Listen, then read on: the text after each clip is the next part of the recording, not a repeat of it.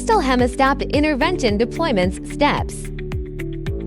Carefully check the valid period of the product packaging before use. Open the product packaging and take out the visual compression hemostat for backup.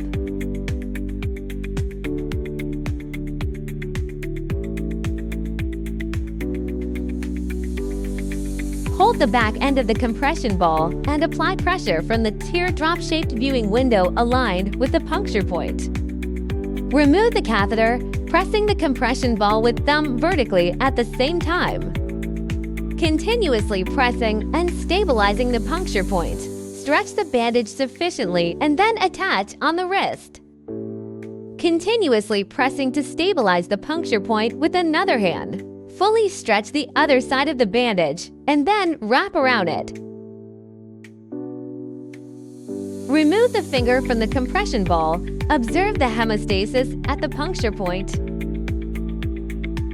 Duration of compression can be determined on a comprehensive basis depending on the patient's condition, usually removed after 4 to 6 hours.